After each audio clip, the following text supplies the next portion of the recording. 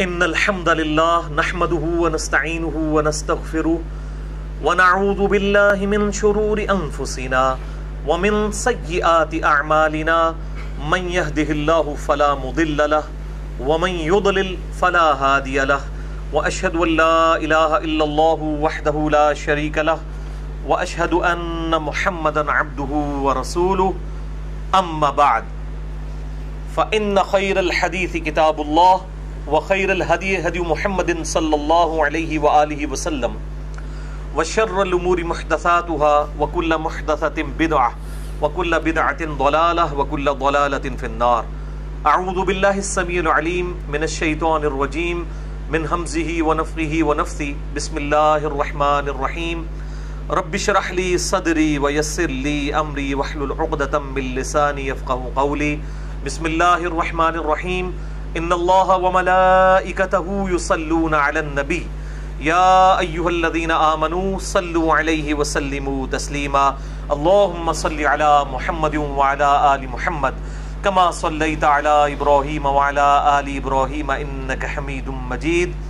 اللهم بارك على محمد وعلى آل محمد كما باركت على إبراهيم وعلى آل إبراهيم إنك حميد مجيد. اللهم ربنا آتنا في الدنيا حسنة وفي الآخرة حسنة وقنا عذاب النار. ربنا آتنا من لدنك رحمة وهيئ لنا من أمرنا رشدا. لا إله إلا أنت سبحانك إني كنت من الظالمين. ولا حول ولا قوة إلا بالله العلي العظيم. آمین. الحمدللہ آج 8 اور 9 رمضان مبارک 1438 ہجری کی درمیانی رات 3 جون 2017 اور ہفتے کا دن ہے. بھائیو، رمضان مبارک کے کانٹیکسٹ میں یہ ہماری مسلسل چوتھی نشست ہے. آج انشاءاللہ مسئلہ نمبر نیو 53D، اور آج انشاءاللہ تعالی فقہی احکام و مسائل کے کانٹیکسٹ میں مزید 2 امپارٹنٹ ٹاپکس انشاءاللہ ہم ڈسکس کریں گے، اعتکاف کا اور صدقہ فطر کا. یہ کل 8 ہو جائیں گے، اور پھر انشاءاللہ اگلی دفعہ پوسٹ رمضان جو ٹاپکس ہیں، یعنی رمضان کے گزرنے کے فوراً بعد، نمبر 1 شوال کے 6 روزے، اور نمبر 2 عید کی نماز، اس کے صحیح فقہی احکام و مسائل کیا ہیں، یہ انشاءاللہ ہم اگلی دفعہ ڈسکس کریں گے. اور یہ پھر کل 10 ٹاپکس بن جائیں گے. تلک عشرۃ کاملہ، یہ پورے ہوئے 10 انشاءاللہ تعالی. آج کا جو امپورٹنٹ ٹاپک بعد میں شامل کیا گیا وہ سب ٹاپک نمبر 7 ہے، رمضان مبارک کے آخری 10 دن کے اعتکاف سے متعلق صحیح فقہی احکام و مسائل. اعتکاف کا ٹاپک ایسا ہے کہ اس پہ آپ کو عموماً فقہی احکام و مسائل کے حوالے سے زیادہ تر جعلی باتیں عوام میں جو مشہور ہیں وہ ملتی ہیں، اور صحیح الاسناد احادیث کی روشنی میں بہت کم اس کے اوپر کام کیا گیا ہے. لہٰذا میں نے ارادہ کیا کہ اس ٹاپک کو بھی ایک انٹلیکچوئل طریقے سے ریکارڈ کروا دیا جائے. بھائیو، عربی زبان میں اعتکاف کہتے ہیں چمٹ جانے کو، یا سمجھ لیں دھرنا دینے کو. یہ پاکستان والا دھرنا نہیں ہے، اللہ کی بارگاہ میں دھرنا دینا. اور شرعی اصطلاح میں اللہ تعالیٰ کی رضا کی خاطر رمضان مبارک کے آخری 10 دن میں مسجد کے اندر چمٹ جانا، اللہ کے حضور اس سے مغفرت کے طلب کے لیے اور اس کی بخشش کی امید پر بیٹھ جانا اور اپنے دنیاوی معاملات کو چھوڑ دینا، یہ سنت اعتکاف کہلاتا ہے. آپ صلی اللہ علیہ وآلہ وسلم سے 30 دن کا اعتکاف بھی ثابت ہے، 20 دن کا اعتکاف بھی ثابت ہے، اور 10 دن کا اعتکاف سنت متواتر ہے. یعنی وہ کنٹینیو سنت ہے جو آپ صلی اللہ علیہ وآلہ وسلم نے کبھی پوری زندگی نہیں چھوڑی. ہمیشہ کم از کم 10 دن کا اعتکاف آپ صلی اللہ علیہ وآلہ وسلم نے رمضان مبارک کے آخری عشرے میں ضرور بالضرور کیا ہے. الحمدللہ. اعتکاف کا جو واحد مقصد ہے وہ شب قدر کی تلاش ہے. اور شب قدر کی تلاش سے مراد کیا ہے؟ یہ نہیں ہے کہ وہ رات کے وقت کوئی عجیب و غریب چیزیں نظر آئیں گی. میں اس حوالے سے بڑا ڈیٹیل لیکچر ریکارڈ کروا چکا ہوں، مسئلہ نمبر نیو 44D کے نیو 44 کے عنوان سے اہل سنت پاک.com پر شب برات اور شب قدر سے متعلق صحیح فقہی احکام و مسائل، جسے شوق ہو تو وہ دیکھ سکتا ہے۔ آج میں اس ٹاپک کو سکپ کروں گا۔ بھائیو، سورۃ البقرہ کی آیت نمبر 125 میں اللہ تعالیٰ نے اپنے دو محبوب پیغمبروں سیدنا ابراہیم علی نبینا وعلیہ الصلاۃ والسلام اور سیدنا اسماعیل علی نبینا وعلیہ الصلاۃ والسلام کو صراحتاً حکم فرمایا۔ اعوذ باللہ من الشیطان الرجیم، بسم اللہ الرحمن الرحیم۔ وَعَهِدْنَا إِلَىٰ إِبْرَاهِيمَ وَإِسْمَاعِيلَ، اور ہم نے عہد لیا تھا ابراہیم علیہ السلام سے اور ان کے بیٹے اسماعیل علیہ السلام سے، أَن طَهِّرْ بَيْتِيَ لِلطَّائِفِينَ وَالْعَاكِفِينَ وَالرُّكَّعِ السُّجُودِ، کہ میرے گھر کو پاک صاف رکھنا، اس گھر کے متولی بننا اور اس کی صفائی کا خیال رکھنا۔ نمبر 1 للطائفین، طواف کرنے والوں کے لیے۔ نمبر 2 والعاکفین، اور اعتکاف کرنے والوں کے لیے میرے گھر کو یعنی بیت اللہ کو پاک رکھنا۔ نمبر 3 والرکع السجود، اور رکوع اور سجدے کرنے والوں کے لیے بیت اللہ کو پاک و صاف رکھنا۔ اس سے یہ بات پتہ چلی کہ بیت اللہ شریف میں جو اعتکاف کی جو سنت ہے یہ آپ صلی اللہ علیہ وآلہ وسلم کی بعثت سے پہلے بھی جاری تھی۔ یہ سنت ایسی نہیں ہے جو امت محمدیہ صلی اللہ علیہ وآلہ وسلم میں کوئی نئی چیز آئی ہے، بلکہ یہ سنت ابراہیمی ہے، اور اللہ تعالیٰ نے سیدنا ابراہیم علیہ السلام کو حکم فرمایا تھا کہ بیت اللہ کو پاک و صاف رکھا جائے۔ نمبر 1 طواف کرنے والوں کے لیے، نمبر 2 اعتکاف کرنے والوں کے لیے، اور نمبر 3 رکوع اور سجدے یعنی نماز پڑھنے والوں کے لیے۔ بھائیو، سورۃ البقرہ ہی میں جو رمضان المبارک کے کانٹیکسٹ میں رکوع نمبر 23 ہے، اس میں ایک آیت ہے سورۃ البقرہ آیت نمبر 187، جس میں اشارتاً اعتکاف کا بھی ذکر آیا۔ وَلَا تُبَاشِرُوهُنَّ وَأَنْتُمْ عَاكِفُونَ فِي الْمَسَاجِدِ، اور اپنی بیویوں کے ساتھ ازدواجی تعلق مت قائم کرو جب کہ تم مسجد میں اعتکاف کی حالت میں ہو۔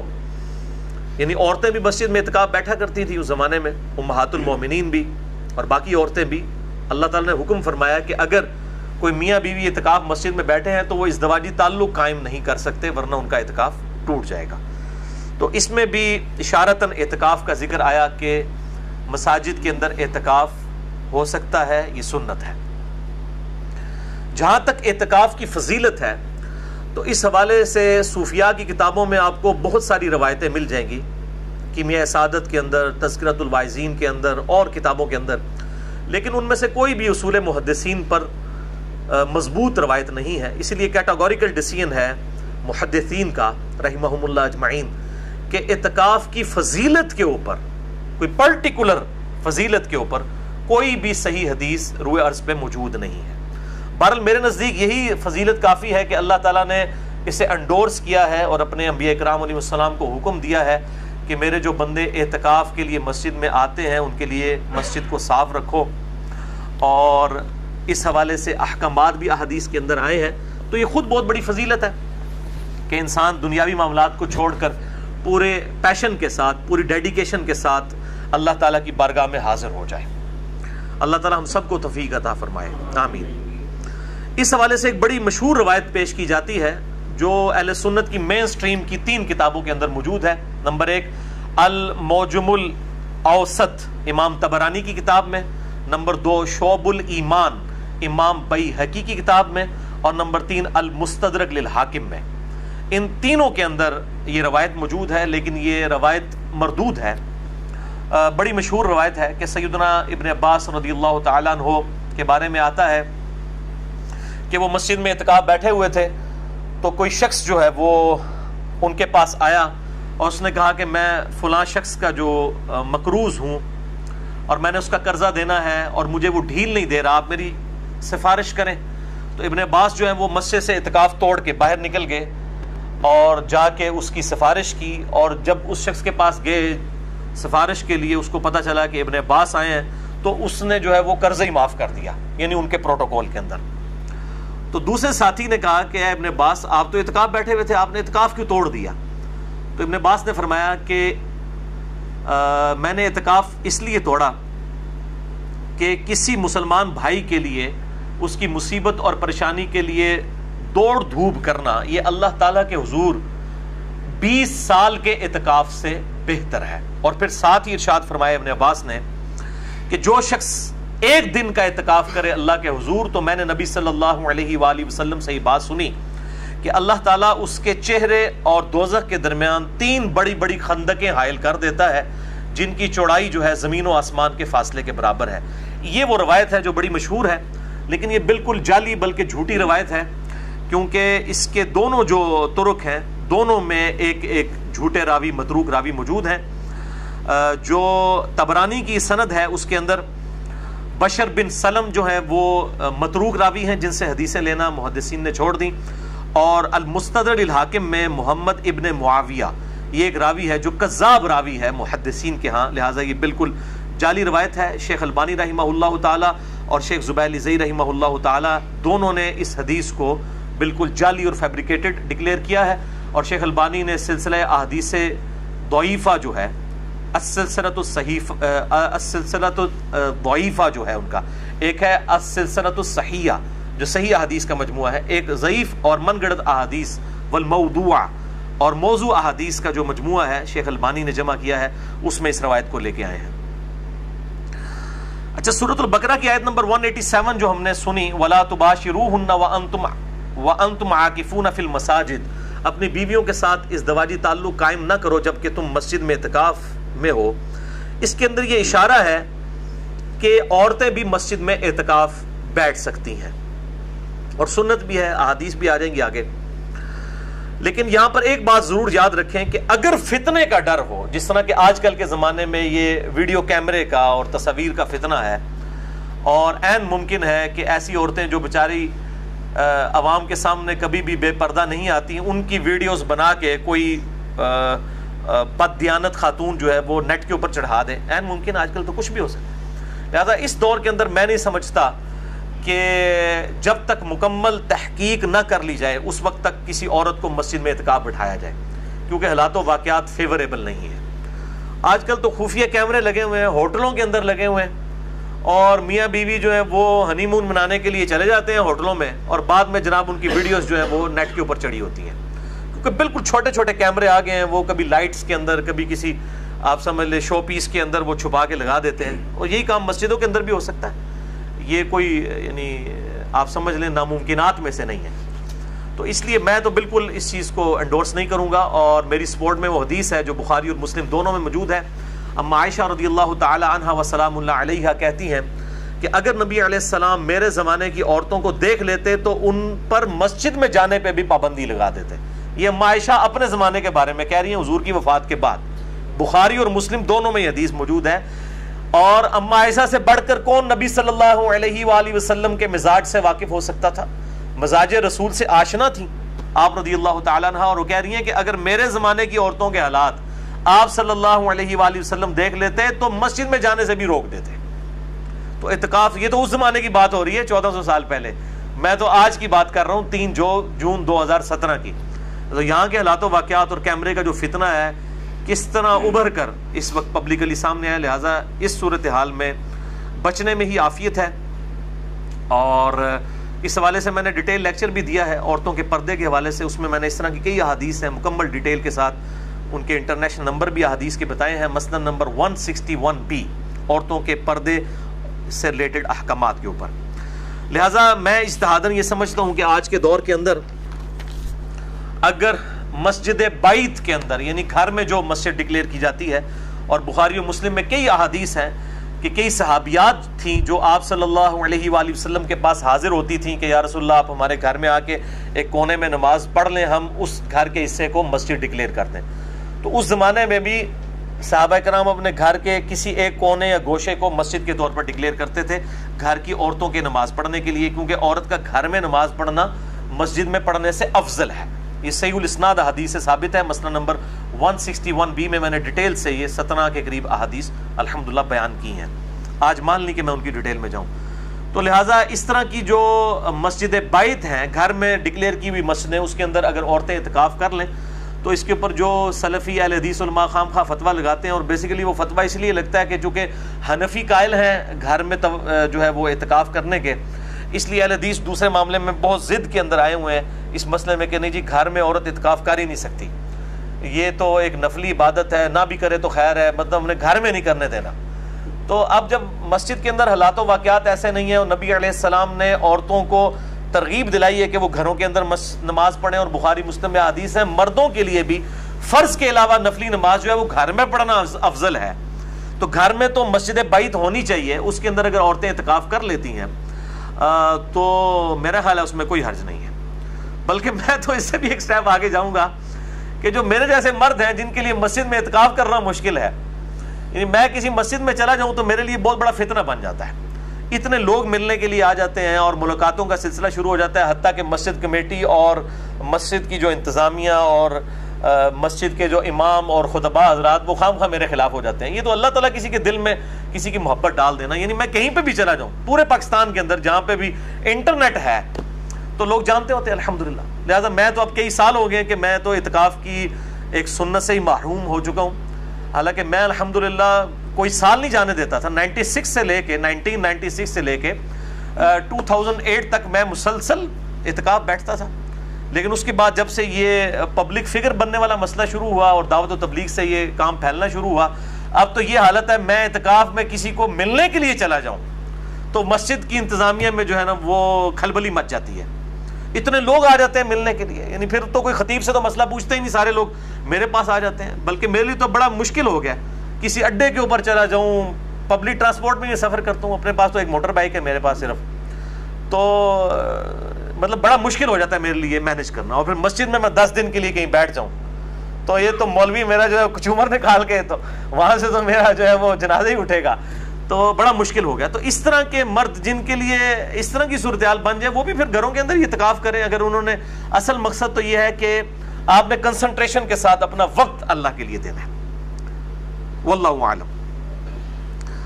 میرے بھائیو، اعتکاف دنیا کی کسی بھی مسجد میں ہو سکتا ہے، چاہے وہ جامع مسجد ہو یا غیر جامع مسجد ہو۔ اب غیر جامع مسجد ہوگی تو پھر جمعہ پڑھنے کے لیے معتکف جو ہے وہ نکل کر دوسری مسجد میں آئے گا اور پھر فوراً واپس بھی آ جائے گا۔ یہ جو میں بول رہا ہوں کہ کسی بھی مسجد میں اعتکاف ہو سکتا ہے، یہ بھی بہت بڑا ایشو ہے، کیونکہ شیخ البانی رحمہ اللہ تعالی، اللہ تعالیٰ ان کی غلطیاں معاف کرے، انہوں نے یہ فتویٰ دیا تھا کہ 3 مسجدوں کے علاوہ اعتکاف کسی مسجد میں کرنا حرام ہے، اور ایک جعلی روایت تھی جس کو انہوں نے صحیح سمجھا اور اس کے اوپر ایک پوری ڈاکٹرائن کھڑی کر دی۔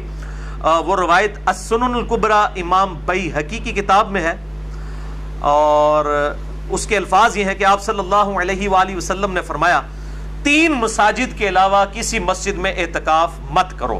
نمبر 1 مسجد الحرام یعنی خانہ کعبہ شریف، نمبر 2 مسجد نبوی، اور نمبر 3 بیت المقدس یعنی مسجد اقصی۔ لیکن یہ روایتی جعلی ہے، اس میں سفیان بن عیینہ مدلس ہیں اور ان سے روایت کر رہے ہیں اور سما کی تصریح کوئی نہیں ہے، لہذا شیخ زبیر زئی رحمہ اللہ تعالیٰ نے اس معاملے میں شیخ البانی کے اوپر گرفت بھی کی اور اس روایت کو جعلی ڈکلیئر کیا۔ اب یہ دیکھ لیں یہ روایت قرآن کے بھی خلاف ہے، کیونکہ قرآن پاک میں تو کیٹیگوریکل مینشن ہوا کہ جب تم مسجدوں میں اعتکاف کرو، وہاں پر یہ نہیں آیا کہ 3 حرم کے اندر اعتکاف کرو، وہ جرنل آیا سیگا۔ لہذا دنیا کی کسی بھی مسجد میں اعتکاف ہو سکتا ہے، یہ تفرد ہے شیخ البانی کا، امت کا اجماع اس کے بالکل خلاف ہے، امت کا اجماع ہے اس معاملے میں کہ اعتکاف کسی بھی مسجد کے اندر کیا جا سکتا ہے الحمدللہ۔ البتہ اس کانٹیکسٹ میں وہ حدیث بالکل ٹھیک ہے جو بخاری اور مسلم دونوں میں ہے، اور مشکات میں اس کا نمبر ہے 693 کہ آپ صلی اللہ علیہ وآلہ وسلم نے فرمایا 3 مسجدوں کے علاوہ کسی اور مسجد کی نیت سے، ایکسٹرا آرڈنری ثواب کی نیت سے اونٹوں کے کجاوے مت کسو۔ نمبر 1 مسجد حرام، نمبر 2 مسجد اقصی یعنی بیت المقدس، اور نمبر 3 مسجد نبوی۔ وہ حدیث بالکل ٹھیک ہے کہ ایکسٹرا آرڈنری ثواب کی نیت سے کہ فلاں مسجد میں جا کے نماز پڑھوں گا تو مجھے زیادہ ثواب ملے گا، یہ نیت صرف 3 مسجدوں کے لیے ہو سکتی ہے۔ نمبر 1 بیت اللہ شریف کے ساتھ جو مسجد الحرام ہے، نمبر 2 مسجد نبوی، اور نمبر 3 مسجد اقصی بیت المقدس یا جسے ایلیا بھی کہا جاتا ہے۔ وہ حدیث بالکل ٹھیک ہے، لیکن اعتکاف دنیا کی کسی مسجد میں ہو سکتا ہے۔ ظاہر ہے اسلام تو ایک یونیورسل دین ہے پوری دنیا کے اندر۔ اب یہ تو نہیں ہے کہ پاکستان کے لوگوں نے اعتکاف بیٹھنا ہے تو اب وہ ویزا لگوا کے تو جو ہے وہ سعودیہ جائیں، اور یہ تو بڑی مصیبت کھڑی ہو جائے گی۔ تو لا یکلف اللہ نفسا الا وسعها، اور اس سے یہ بات بھی پتہ چلی کہ جو جھوٹی اور جعلی روایتیں ہیں وہ نظر آتا ہے کہ جعلی روایتیں ہیں اور وہ قرآن کے بھی خلاف ہوتی ہیں، تو یہ بالکل جعلی روایت ہے۔ سفیان بن عیینہ اس میں مدلس ہیں، عن سے روایت کر رہے ہیں اور سما کی تصریح کوئی موجود نہیں ہے۔ اب اسی کانٹیکسٹ میں پرٹیکولرلی اعتکاف سے ریلیٹڈ میں انشاءاللہ کل 10 صحیح الاسناد احادیث انشاءاللہ بیان کروں گا ایک انٹلیکچوئل ترتیب کے ساتھ۔ اور یہاں پہ یہ بات بھی یاد رکھیں، یہ جو 3 مسجدوں کے علاوہ اونٹ کے کجاوے نہ کسے جائیں، اس کانٹیکسٹ میں امام ابن تیمیہ اور امام علی السبکی نے بڑا غلو کیا ہے، اور روزہ رسول کی حاضری کے بارے میں دونوں نے اپنے اپنے ایکسٹریم رویے جو ہیں وہ اختیار کیے ہیں۔ میں نے اس پہ الگ سے ایک لیکچر ریکارڈ کروا دیا ہے، مسئلہ نمبر 54D، قبر رسول کی حاضری کے اوپر صلی اللہ علیہ وآلہ وسلم۔ 54C بھی ہے، 54D بھی ہے۔ 54D میں میں نے جو ہے وہ بڑی ڈیٹیل کے ساتھ روایتیں قبر رسول کی حاضری سے ریلیٹڈ بیان کی ہیں، اور 54C کے اندر میں نے امام ابن تیمیہ جو سلفیوں کے امام ہے اور دوسری طرف امام علی السبکی، دونوں ایک ہی زمانے میں گزرے ہیں اور دونوں شیخ الاسلام ہیں، یہ اندازہ کریں۔ یہ شیخ الاسلام کا لقب جو ہے نا، جس کا جو دل کرتا ہے وہ لگاتا ہے۔ ڈاکٹر طارق قادری صاحب نے بھی لگا لیا، ان کے مقابلے میں ڈاکٹر جو ہے وہ آصف اشرف جلالی صاحب بھی اپنے ساتھ شیخ الاسلام لگانا شروع ہو گئے۔ یہ شیخ الاسلام یا شوخ الاسلام یہ لقب جو ہے یہ بڑا سستا ہو گیا، تو وہاں پہ ایک ہی زمانے میں 2 امام ہیں، وہ دونوں شیخ الاسلام امام ابن تیمیہ ہیں اور شیخ الاسلام امام علی السبکی ہیں، دونوں ایک ہی زمانے کے ہیں، ایک صوفیوں کے امام ہیں ایک سلفیوں کے۔ دونوں نے قبر رسول صلی اللہ علیہ وآلہ وسلم کی حاضری کے معاملے میں غلو کیا ہے، اور میں نے دونوں کا رد کر کے اہل سنت کا جو منہج درمیان میں ہے مسئلہ نمبر 54C کے اندر بیان کیا ہے، جسے شوق ہو تو وہ دیکھ سکتا ہے۔ بہرحال اب اعتکاف کے کانٹیکسٹ میں کل 10 صحیح الاسناد احادیث میں انشاءاللہ بیان کروں گا ایک انٹلیکچوئل ترتیب کے ساتھ، الٹ اپ ایٹ رینڈم نہیں ہے، میں نے بڑی محنت سے ان کو ترتیب دیا ہے، اور میں انشاءاللہ ان کے نمبرز بھی ساتھ ساتھ انٹرنیشنل بتاتا جاؤں گا، اور جو احادیث مشکات کے اندر ہیں میں انشاءاللہ مشکات کے نمبر بھی بتاؤں گا۔ اور مشکات کو میں نے ڈکلیئر کیا ہے، مشکات از دا انسائکلوپیڈیا آف حدیث، اہل سنت کی مین سٹریم کی کم از کم 13 کتابوں کا یہ مجموعہ ہے، بخاری، مسلم، ترمذی، ابو داؤد، نسائی، ابن ماجہ، الموطا امام مالک، مسند احمد، سنن الکبری البیہقی، المستدرک للحاکم، اور کئی کتابوں کی یہ نوٹس ہیں۔ 6294 احادیث کا مجموعہ، امام ولی الدین تبریزی المتوفی 748 ہجری، آج سے 800 سال پہلے یہ انہوں نے کتاب لکھی، شیخ زبیلی زئی رحمہ اللہ تعالیٰ کی تحکیم تخریج کے ساتھ۔ اہل سنت پاک.com ہماری ویب سائٹ کے اوپر 3 PDF اس کے رکھے ہیں، جسے شوق ہو تو وہ ضرور ڈاؤن لوڈ کر کے اسے پڑھیں، میں اس کے نمبر بھی ساتھ ساتھ بتاؤں گا۔ اور یہ چونکہ سیکنڈری بک ہے مشکات، اس کے فٹ آپ کو پرائمری کتابوں کے نمبرز بھی مل جائیں گے۔ یہ میں اس لیے حوالہ دیتا ہوں کہ آپ کو اتنی کتابیں لینے کی بجائے 3 PDF رکھ لیں، تو آپ یہ سمجھ لیں جس طرح وہ نوکیا کا موبائل یوزر فرینڈلی ہے نا، احادیث کی کتابوں میں سب سے یوزر فرینڈلی جو حدیث کی کتاب ہے یہ مشکات المصابیح ہے الحمدللہ۔ اس لیے میں نے پورا لیکچر اس کے اوپر دیا ہے، مسئلہ نمبر 111B، مشکات المصابیح کا مکمل تعارف۔ اعتکاف کے حوالے سے پہلی حدیث بخاری اور مسلم دونوں میں ہے، مشکات میں اس کا نمبر ہے 2097۔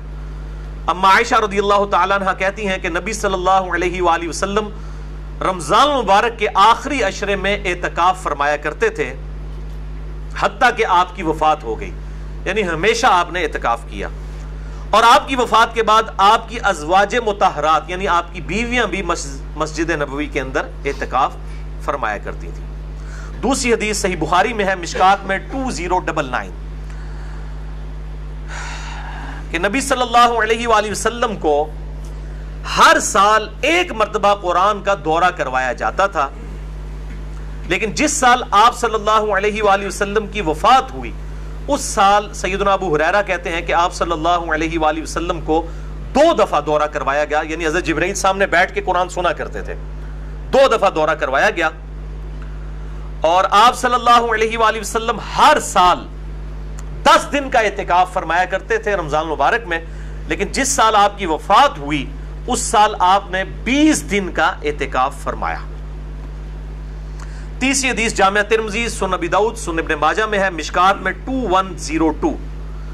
انس بن مالک کہتے ہیں کہ نبی صلی اللہ علیہ وآلہ وسلم ہر سال رمضان مبارک کے آخری عشرے میں 10 دن کا اعتکاف فرمایا کرتے تھے، 1 مرتبہ نہ کر سکے تو اگلی مرتبہ آپ صلی اللہ علیہ وآلہ وسلم نے 20 دن کا اعتکاف کیا، یعنی 1 سال آپ کا اعتکاف چھوٹ گیا، تو آپ صلی اللہ علیہ وآلہ وسلم نے اگلے رمضان میں پھر 20 دن کا اعتکاف کیا، یعنی وہ اپنا 10 دن والا، اور یہ 20 دن والا وہی اعتکاف تھا جس اعتکاف کے بعد آپ صلی اللہ علیہ وآلہ وسلم دنیا سے رخصت ہو گئے۔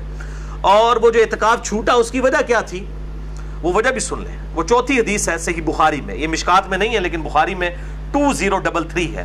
اما عائشہ کہتی ہیں رضی اللہ تعالی عنہا کہ آپ صلی اللہ علیہ وآلہ وسلم جب اعتکاف کے لیے بیٹھنے کا ارادہ کیا رمضان مبارک میں، تو میں نے آپ صلی اللہ علیہ وآلہ وسلم کے لیے خیمہ لگا دیا۔ بہتر یہی ہے کہ خیمہ لگا ہو، اگر خیمہ نہ بھی ہو تب بھی ٹھیک ہے، جس طرح مسجد نبوی میں یا بیت اللہ شریف میں ہزاروں لوگ اعتکاف بیٹھتے ہیں، اگر خیمے لگ جائیں تو پھر لوگ کیسے وہاں پہ مینج کر سکیں گے نماز کو؟ تو خیمہ لگانا وہاں ضروری نہیں، لیکن بہتر ہے، سنت ہے، پرائیویسی بھی قائم رہتی ہے۔ ظاہر ہے کہ رات کے وقت پھر سونا بھی ہوتا ہے، آرام بھی کرنا ہوتا ہے، تو بہتر یہ کہ خیمے کا اہتمام ہونا چاہیے۔ بہرحال اما عائشہ کہتی ہیں کہ خیمہ لگا دیا، پھر سیدہ حفصہ آئیں حضور کی بیوی، انہوں نے اما عائشہ سے کہا کہ میں بھی چاہتی ہوں کہ میں بھی نبی صلی اللہ علیہ وآلہ وسلم کے ساتھ اعتکاف بیٹھوں، تو سیدہ عائشہ نے اجازت دے دی، انہوں نے بھی اپنا خیمہ لگا لیا۔ اس کے بعد سیدہ زینب آئیں حضور کی ایک اور بیوی، انہوں نے بھی خیمہ لگا لیا۔ پھر آپ صلی اللہ علیہ وآلہ وسلم مسجد نبوی میں جب داخل ہوئے تو دیکھا کہ اتنے سارے خیمے لگے ہیں، بتایا گیا کہ یہ آپ کی یہ اس بیوی کا ہے، یہ دوسری بیوی کا ہے، یہ تیسری بیوی کا ہے۔ تو آپ صلی اللہ علیہ وآلہ وسلم جلال میں آئے اور آپ نے فرمایا کہ یہ جو خیمے جتنے لگے ہوئے ہیں، تم کیا سمجھتے ہو کہ یہ خیمے ثواب کے لیے کھڑے کیے گئے ہیں؟ اللہ اکبر، یہ ہے کمٹمنٹ ٹو گاڈ۔ یعنی نبی علیہ السلام نے کہا کہ یہ تو سارے میرے چکر میں ہیں، یعنی میری بیویاں میرا قرب حاصل کرنا چاہتی ہیں، اس لیے انہوں نے خیمہ لگا لیا ضد کے اندر، یہ اللہ کے لیے خیمے نہیں لگے ہوئے۔ اور آپ صلی اللہ علیہ وآلہ وسلم نے فرمایا کہ یہ سارے خیمے اکھاڑو، حتیٰ کہ اپنا خیمہ بھی اکھڑوا دیا، اور آپ نے اعتکاف ہی نہیں کیا اس سال۔ پھر شوال کا مہینہ جب اگلا عید والا مہینہ آیا، اس میں آپ نے 10 دن کا اعتکاف کیا، اور رمضان کا یہ جو اعتکاف چھوٹ گیا تھا یہ آپ نے پھر اگلے سال 20 دن کا اعتکاف کیا، اور پھر اس سے اگلے سال آپ صلی اللہ علیہ وآلہ وسلم کو اعتکاف نصیب نہیں ہوا، اس سے پہلے ہی آپ صلی اللہ علیہ وآلہ وسلم دنیا سے رحلت فرما گئے۔ تو اس سے آپ اندازہ کریں کہ اعتکاف کا مقصد اللہ تعالیٰ کی رضا جوئی ہونا چاہیے۔ حضور کی بیویاں اگر حضور کا قرب حاصل کرنے کے لیے صلی اللہ علیہ وآلہ وسلم، جو خود ایک ثواب کا کام ہے، خیمے لگائیں، تو آپ صلی اللہ علیہ وآلہ وسلم اس کو بھی اکھڑوا رہے ہیں کہ اللہ از دا ٹاپ پرائورٹی، اللہ ترجیح اول ہونا چاہیے۔ تو اب اس میں ہی امپلائڈ ہے کہ جو لوگ گھر کے کاموں سے بچنے کے لیے اور مسجد کا راشن جو ہے وہ ہڑپ کرنے کی خاطر اور سمارٹ فون کے اوپر چیٹنگ کرنے کی خاطر مسجد میں اعتکاف بیٹھتے ہیں، تو ان کا اعتکاف کیا ہوگا؟ وہ کس کو دھوکہ دے رہے ہیں؟ اللہ کو تو پتہ ہے کس نیت سے وہ بیٹھے ہوئے ہیں۔ لہٰذا اعتکاف میں جو بھی شخص بیٹھے تو گپ شپ کے لیے نہ بیٹھے، نہ وہ سمارٹ فون لے کے تو اس کے اوپر ہی ہمیشہ چڑھا رہے۔ ٹھیک ہے، وہ کبھی ضرورت کے تحت کوئی چیز استعمال کرنی پڑتی ہے، وہ ایک الگ چیز ہے، لیکن میں نے دیکھا ہے جن لوگوں کے پاس یہ فون ہے، الحمدللہ میں نے تو اپنے آپ کو اس فتنے سے تاحال محفوظ رکھا ہوا، انشاءاللہ آئندہ بھی ارادہ ہے، تو وہ اس فتنے کا پھر شکار ہو جاتے ہیں، وہ ہر وقت پھر سمارٹ فون کے اوپر ہی رہتے ہیں، اور مسجد کا اعتکاف بھی وہ گپ شپ میں گزرتا ہے۔ اور پھر یہ ایک پہلو ہے اس اعتکاف کا، اس کے ساتھ کئی اور ڈینجرس پہلو جو مسجد کے اندر اعتکاف کے حوالے سے جڑے ہوئے ہیں وہ بہت خطرناک ہیں۔ مطلب میں نے خود اعتکاف کئی دفعہ کروایا 1999 میں، آج آپ دیکھ لیں 3 جون 2017 ہے، تو میں آج سے 18 سال پہلے کی بات کر رہا ہوں۔ میں نے باقاعدہ یعنی ایک بہت بڑے لیول کا اعتکاف جس میں کم از کم 400-500 لوگ بیٹھے ہوئے تھے، اس وقت میں دعوت اسلامی میں تھا، سبز پگڑی باندھا کرتا تھا، تو یہ ہمارے جیلم شہر کے اندر ہی 1999 کا اعتکاف میں نے خود مینج کروایا ہے، اور کس طرح مصیبت ہمارے لیے بن گئی تھی، خصوصاً یہ جو چھوٹے بچے اعتکاف میں بیٹھے ہوتے ہیں، اور وہاں پہ بھی جو لوگ بدنیتی کے ساتھ مسجد میں بیٹھے ہوتے ہیں، وہ عجیب و غریب قسم کی پھر حرکتیں کرتے ہیں بچوں کے ساتھ، حتیٰ کہ یہ صورتحال ہو گئی تھی کہ ہم رات کے وقت لائٹیں آن کر کے سلاتے تھے سب کو، یعنی 400-500 بندہ مسجد میں سویا ہوا ہے، مسجد میں، اور ہمیں یہ ڈر ہے کہ ان لوگوں کے فتنے سے بچوں کو بچایا جائے، تو لائٹیں آن کر کے رات کے وقت سلایا جاتا تھا۔ اور یہ میں مطلب ایک کسی خاص مکبہ فکر کی نہیں بات کر رہا، تمام طرف یہی حال ہے الا ماشاءاللہ۔ اور باقی مطلب جو ہے وہ اعتکاف بیٹھ کے بھی لوگ، یعنی اگر ان سے پوچھیں کہ وہ قسم اٹھا کے کہیں کہ انہوں نے 10 دن کے اندر 5 کی 5 نمازیں تکبیر اولیٰ سے پڑھی ہوں، تو آپ کو حیرانگی ہوگی کہ معتکف جو حضرات ہیں انہوں نے بھی نہیں پڑھی ہوں گی 5 کی 5 نمازیں تکبیر اولیٰ سے مسجد کی پہلی صف میں. اعتکاف والے بھی اگر مسجد کی پہلی صف میں تکبیر اولیٰ سے نماز نہ پڑھیں تو پھر باقی کس سے آپ امید کر سکتے ہیں کہ وہ باہر سے آ کے تو پہلی صف میں نماز پڑھے گا, جس کو کام ہی کوئی نہیں سوائے نماز پڑھنے کے, ان کی حالت ہے.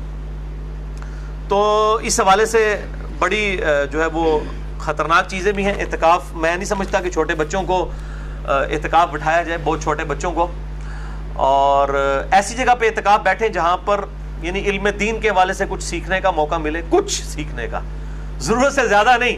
بعض مسجدیں ایسی ہیں جہاں فجر کے بعد بھی درس, زہر کے بعد بھی درس, مطلب ایک دن کے اندر اتنے درس ہوتے ہیں کہ وہ بندے جو بیچارے اعتکاف والوں کو تو مجبوراً وہ درس سننا پڑتا ہے. وہ تو باہر نکل کے بھاگ بھی نہیں سکتے, اٹھ بھی نہیں سکتے. اگر اٹھ کے اپنے خیمے میں بھی چلے جائیں تو ان کو کئی لوگ ہیں جو ٹونٹ کریں کہ جناب اعتکاف بیٹھے ہیں, گھروں اعتکاف بیٹھنا آئے تھے, درس ہی کیوں نہیں پہنتے. تو ان بیچاروں نے تو مجبوراً بیٹھنا ہوتا ہے. تو اجتماعی اعتکاف جہاں پہ بھی ہو رہے ہیں وہاں پہ بھی خیال کرنا چاہیے کہ بس اتنا ہی اجتماعی اعتکاف کا فائدہ اٹھائیں کہ کسی کو علم دین کے حوالے سے کوئی چیز ملے, بجائے کہ وہ مترفر ہو کر اٹھے. اور اسی طریقے سے لوگ اعتکاف کے اندر کہتے ہیں جی میں 3 قرآن ختم کر دیتے, میں 4 قرآن ختم کرتے, اور پائی کوئی قرآن ختم نہ کرو, خدا دا نہ جائے, پامیں ایک سپارہ ہی پڑھ لو, لیکن کم از کم ترجمے کے ساتھ قرآن حکیم کو ضرور پڑھیں. اعتکاف والوں کے پاس ٹائم ہوتا ہے, کم از کم ایک دفعہ وہ یعنی اس چیز کے اوپر امفسائز کریں کہ ہمارا رب ہم سے کیا چاہتا ہے. تو وہ صرف عربی پڑھنے سے نہیں ہوگا بلکہ اس کا ترجمہ بھی پڑھا جائے. اسی طریقے سے صلاۃ و تسبیح کا بھی اہتمام کیا جائے اور انڈیویجول لیول کے اوپر کریں. باقی اگر کوئی جماعت کے ساتھ بھی اعتکاف والے بغیر اعلان کے جماعت قائم بھی کر لیں نفلی نماز کی, بخاری مسلم میں ثابت ہے نفل کی بھی جماعت ہو سکتی ہے, اعلانیہ نہ ہو. یعنی وہ اس طرح اشتہار لگے ہوتے ہیں فلاں مسجد میں اعتکاف کی جماعت اتنے بجے ہوگی صلاۃ و تسبیح کی, وہ غلط ہے. باقی اعتکاف والے اگر جماعت کروا لیتے ہیں نفلی نماز کی تو بخاری مسلم میں ثابت ہے آپ صلی اللہ علیہ وآلہ وسلم نے نفلی نمازوں کی بھی جماعت کرائی ہے. بلکہ خود قیام اللیل جو تراویح ہے جسے ہم کہتے ہیں عرف عام میں, یہ بھی تو نفلی نماز کی جماعت ہے. تو یہ درست ہے. میں اس حوالے سے کافی دفعہ گفتگو کر چکا ہوں کوسچن آنسر سیشن مسئلہ نمبر 110 A-B-C-D-E-F کے اندر الحمدللہ.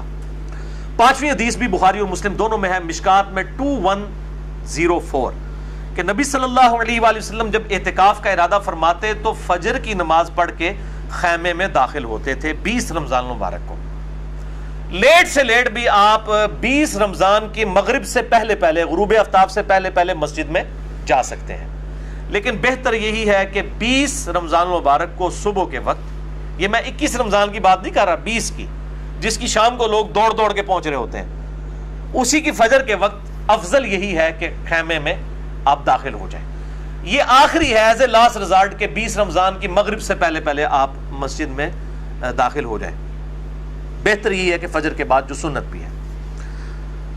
6ٹھی حدیث بھی بخاری اور مسلم دونوں میں ہے جس میں اعتکاف کا مقصد بھی آ جائے گا, مشکات میں 2086 کہ آپ صلی اللہ علیہ وآلہ وسلم نے رمضان کے پہلے 10 دن کا اعتکاف کیا, اس کے بعد پھر اگلے 10 دن کا اعتکاف کیا, اور پھر آپ صلی اللہ علیہ وآلہ وسلم نے سر مبارک خیمے سے باہر نکالا اور فرمایا کہ میں نے پہلے 10 دن اعتکاف کیا کہ مجھے شب قدر مل جائے, تو نہیں ملی, پھر اگلے 10 دن بھی نہیں ملی. اب میرے پاس ایک فرشتہ آیا اور اس نے مجھے بتایا ہے, اللہ تعالیٰ کی طرف سے وحی لے کر آیا کہ رمضان المبارک کے آخری عشرے کی طاق راتوں میں 21ویں 23ویں 25ویں 27ویں اور 29ویں میں آپ صلی اللہ علیہ وآلہ وسلم جو ہیں وہ شب قدر کو تلاش کریں. مجھے خواب دکھائی گئی ہے کہ اس رات جب میں صبح نماز فجر پڑھاؤں گا تو نماز فجر پڑھانے کے بعد میرے ماتھے پر کیچڑ کا نشان ہوگا.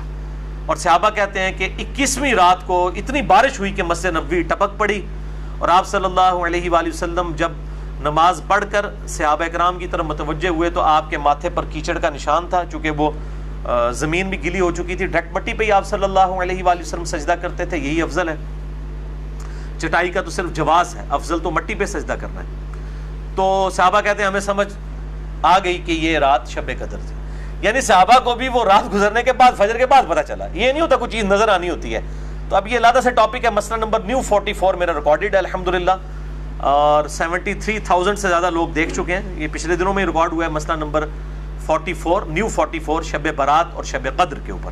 جسے شوق ہو تو وہ دیکھیں, میں نے اس حوالے سے بڑی ڈیٹیل گفتگو کی ہے. 7ویں حدیث بھی بخاری اور مسلم دونوں میں ہے, مشکات میں 2100. اما عائشہ رضی اللہ تعالیٰ عنہ کہتی ہیں کہ جب آپ صلی اللہ علیہ وآلہ وسلم اعتکاف فرماتے تو آپ صلی اللہ علیہ وآلہ وسلم مسجد نبوی چونکہ ایڈجسنٹ تھی حجرے عائشہ کے ساتھ، تو آپ صلی اللہ علیہ وسلم مسجد میں ہی سے جو کھڑکی کھلتی تھی آپ کے حجرے کی لیفٹ سائڈ کے اوپر، یعنی قبلہ رخ آپ کا ہو تو لیفٹ سائڈ کے اوپر حجرہ مبارک جہاں پہ اب قبر مبارک ہے آپ صلی اللہ علیہ وآلہ وسلم کی، تو اس حجرے کی جو کھڑکی تھی وہ مسجد نبی میں کھلتی تھی. آپ صلی اللہ علیہ وسلم اپنا سر مبارک وہاں سے اندر کر دیتے تھے. اور اما عائشہ کہتی ہیں کہ میں بسا اوقات حالت حیض میں بھی ہوتی تھی، تب بھی آپ صلی اللہ علیہ وسلم کے علم میں بھی یہ بات ہوتی تھی، تو آپ صلی اللہ علیہ وسلم مجھ سے کنگھی کروایا کرتے تھے. اور آپ صلی اللہ علیہ وسلم میرے حجرے میں صرف اسی وقت تشریف لاتے تھے جب کوئی طبعی ضرورت ہوتی تھی انسانی، یعنی پیشاب وغیرہ کرنے کے لیے ہی آپ صلی اللہ علیہ وسلم مسجد سے باہر نکلا کرتے تھے، یا غسل وغیرہ کرنے کے لیے.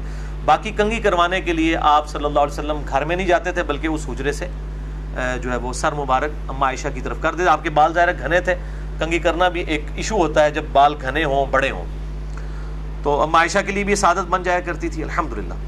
تو یہ جو طبعی ضرورت کے الفاظ ہیں اما عائشہ کے، تو طبعی ضرورت میں کھانا پینا، غسل کرنا، اسی طریقے سے ٹوائلٹ، یہ ساری کی ساری چیزیں طبعی ضرورت ہیں. ان کے لیے آپ اپنے گھر بھی آ سکتے ہیں اگر مسجد میں انتظام نہ ہو. اگر مسجد میں انتظام ہو جس طرح کہ آج کل ہوتا ہے پھر گھر آنے کی ضرورت نہیں ہے. اور یہ جو پبلک میں مشہور ہے کہ جی وضو والی جگہ پہ تھوڑی دیر بیٹھ کے بھی گپ شپ کر لی تو اعتکاف ٹوٹ گیا، کیونکہ وضو والی جگہ مسجد سے باہر ہوتی ہے. بھائی وضو والی جگہ مسجد کے اندر شامل ہے، وہ فنائے مسجد ہے. مسجد کی جو بڑی باؤنڈری ہے باہر والی، اس کے اندر جتنی چیزیں ہیں وہ مسجد کے اندر شامل ہیں، چاہے کوئی وضو خانہ ہو، کوئی مدرسہ ہو، ٹائلٹ بنا ہو، یہ سب کے سب مسجد میں شامل ہیں. اور اب خود الیاس قادری صاحب نے بھی اپنے اس فتوے سے رجوع کر لیا ہے، کیونکہ فتاوی رضویہ شریف میں وہ کہتے ہیں جی احمد صاحب بریلوی صاحب کا ایک فتاوی رضویہ چھپا ہے، تو اس میں فتویٰ نکل آیا کہ فنائے مسجد بھی مسجد میں داخل ہے. ورنہ ہم جب دعوت اسلامی میں تھے تو اگر کوئی بندہ وہ صابن سے چہرہ بھی دھو لیتا تھا نا وضو والی جگہ پہ، تو کہتے ہیں اعتکاف ٹوٹ گیا، کیونکہ صابن تو ضرورت میں سے نہیں ہے. اور فرض کے علاوہ غسل کرنے کے لیے کوئی باہر چلا گیا تو اس کا بھی اعتکاف ٹوٹ گیا. وہ کہتے ہیں جب تک غسل فرض نہیں ہوگا آپ غسل نہیں کر سکتے. اور یہی وجہ ہے کہ اکثر مسجدوں میں آپ کو بالکل بدبودار کپڑوں کے اندر جو ہے معتکف جو ہے وہ اللہ تعالیٰ سے آخرت کی امید پہ بیٹھے ہوئے ہیں. یعنی اسلام جو کہ صفائی نصف ایمان ہے، صحیح مسلم میں حدیث ہے 534 نمبر صحیح مسلم کے اندر انٹرنیشنل نمبر کے مطابق کہ صفائی نصف ایمان ہے. وہ مسلمان جو ہے مسجد کے اندر بدبو پھیلا رہا ہے. اور بخاری مسلم میں حدیث ہے کہ مسجد میں جو ہے وہ پیاز بھی نہ، کچا پیاز اور لہسن کھا کے نہ جاؤ کہ بدبو نہ آئے.